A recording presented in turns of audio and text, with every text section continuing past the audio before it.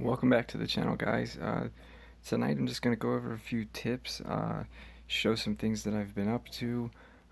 The Rune Lords event is over. I did top 5k it. I got my 25 gems. The level 8 stamina that I got out of the Rune movie chest, I plan to use right now and see if we can get a 7 speed or a 8 speed or a 9 speed. Any of them will be, I think, more use to me than the 8 stamina. And it looks like we got a 7, I guess. I can't remember if a 7 is... Yeah, I think a 7's 8 hours, right? A 6 is 4 hours. Something like that, yeah. So we got a 7 speed, I hope, and not stamina on the way. But no big deal. Like, I'm not worried about that going down because it came out of a chest that I paid 5 keys for. What I do want to note is the food event. Last time I got the 20 gems and I also leveled up some relics. This time I will just be getting the 20 gems and saving the food for race. So I'm going to go ahead now and use this guy. If you don't have him, this is why he's very easily worth getting. It's just for the food event. I'm able to easily make enough food to feed, even if I start with zero gold, 0 food. I can easily accomplish my mission. But that's also because I make so much gold for being such a new player, but it's because I try to maximize gold permitted on as many characters as I can. So the all big farms usually lets me make like 2.6 million food each collect, which is an hour, so it only takes me 4 hours to grow the food that I need for my event. I keep this little one here usually for maze coins and daily quests. It makes it so much easier. Aside from the feed event, I only got to the 30. I do not plan to get to 30 cells. That's all free, no gems spent. And that's not even max collect. I'm still working on cells for my race, so I'm sticking to those for right now.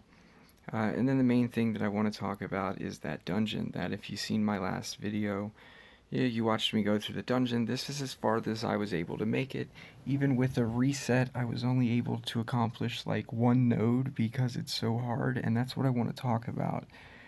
I'm not exactly sure if it's profitable to do your best and get as far as you can in this in this dungeon, because what if you just stopped at like 29 and then you went all the way back to 20 every time it reset, and you were able to do those 9 nodes again every single 12 hours or every 24 when it resets for a whole week, and make more profit and more rewards than you would as if you try to do your best. Whereas another thing then, if you don't go that option and you do try to do your best, something that I did not know until today that is very relevant is that the monster nodes change every so many hours. I don't know exactly how many hours, but this number 39 node is not the number 39 node that was there a few hours ago.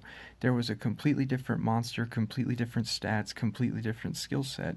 Whereas, like, I was stumped and my whole team died, whereas I didn't know that if I reached a team I couldn't beat, that you could just, wait or run some duds in there, try, and then if they didn't win, just wait a few hours and then come back and it'll be different monsters, and maybe they'll be slow enough for you to beat or do something that you are able to beat. And another thing I think is weird is that sometimes the monsters would cast moves that aren't their moves. So you feel it out. Like if you go in and the guy casts AoE possession on you, then I guess you kind of know the next team can be immune to possession and that won't happen.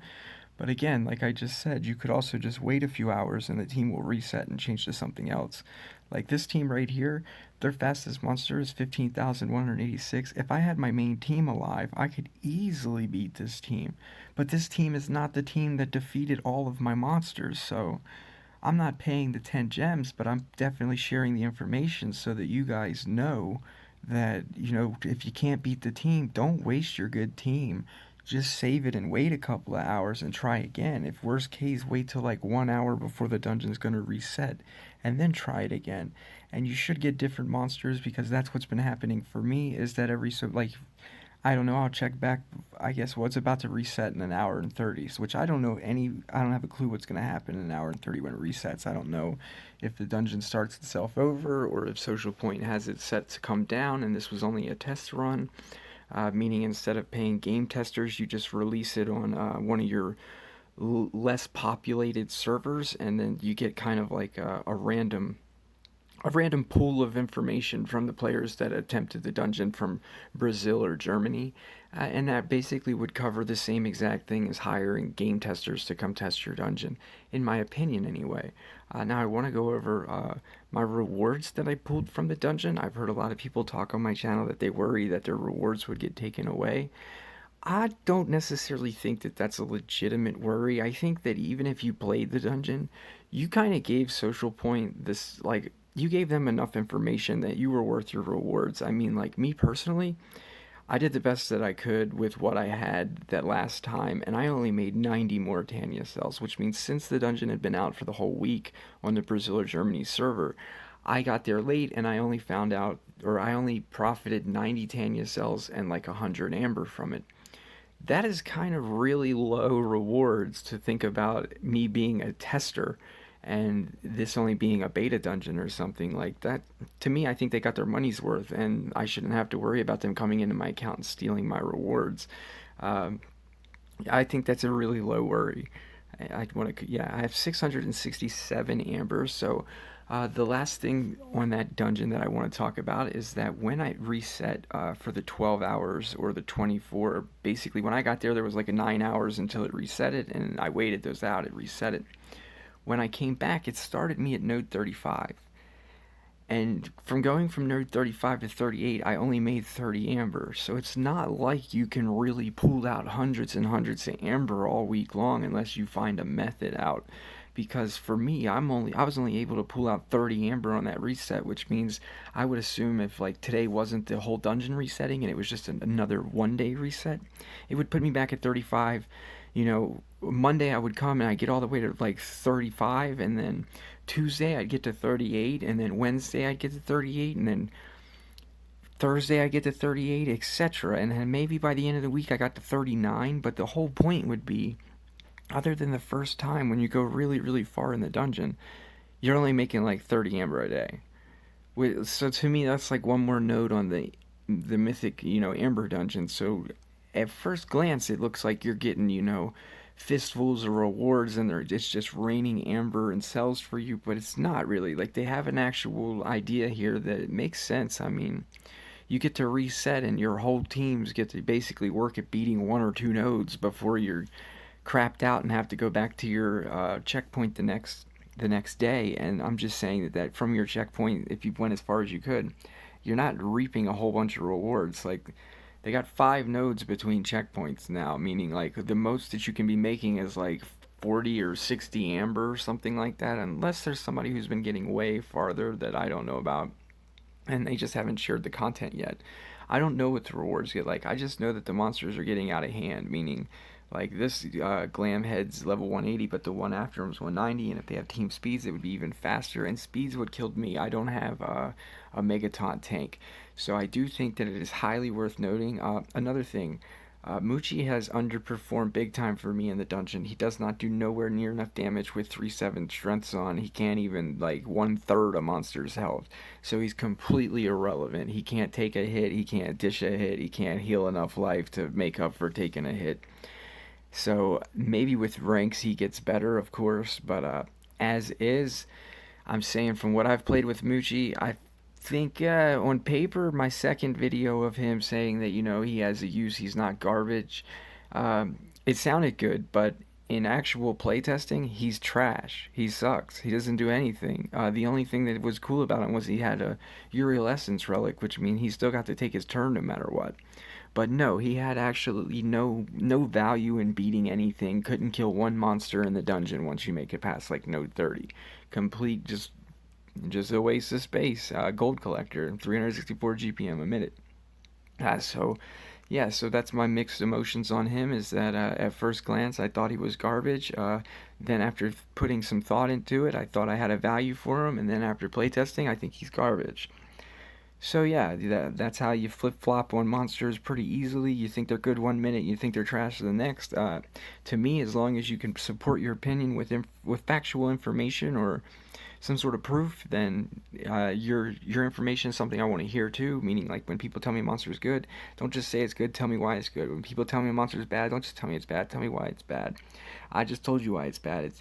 But I'm also talking about rank 100 guys. So if you're one of them people who bought a 150 Moochie and your Moochie's like smacked through the dungeon like nothing, I would really like to highlight that it's probably your level and not your monster that allowed you to do that. But the Uriel's essence are amazing. The one monster that I definitely want to talk about tonight that I haven't talked about very much at all is Moon Haze. I was mind blown in my second playthrough in the dungeon with Moon Haze about 41 minutes into my video.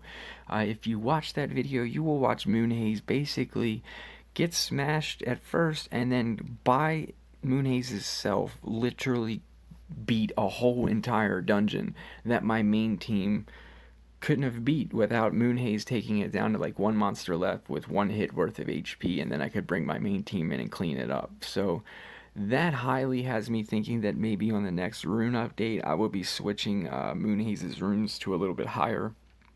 I'd like to, I think, get Moonhaze on the same exact rune numbers as Tanya, maybe like 997 or 987 and have them both the same way so that I can kind of fluctuate with their runes because I think one of them will always be going first. I think they're a great pair, meaning I think Tanya and Moonhaze will do a lot of work in human versus human fights. My next monster on my list to rank up is definitely Tanya, and not because Tanya is any use at all in the dungeon, or I mean Tanya's some use in multiplayer, but the most important role that I have for Tanya is human versus human players. Tanya being my lead, being able to trait disable or purr or nerf my team. If I'm going against someone who's way faster than me and they trait disable my guy, Tanya can go second, meaning I don't have to be the victim of them getting to take their whole team before I get to go, or take their lead trait disabler like Odana and then have a denier in line as second. And if they get them both off before anyone on my team is fast enough to go, just because I'm not wearing 10s, yeah, I don't want to be in that situation. I think Tanya is the answer to that situation. I think she's the welfare version of Odana, and that's what I plan to work on. Uh, Whereas overall account profit, the best thing to be working on is getting this tank to rank 3 for that dungeon. Why? Because he can be revived. Another thing I have not figured out yet in the dungeon is, can you revive a defeated character? I do not know, meaning instead of paying 10 gems, can you just bring somebody who's dead and then enter the dungeon and then use Mazurus to revive them? Someone would have to test that theory and let me know. I wouldn't be surprised if it worked either way, meaning if he is able to revive him, I wouldn't be surprised. If he can't, I also wouldn't be surprised.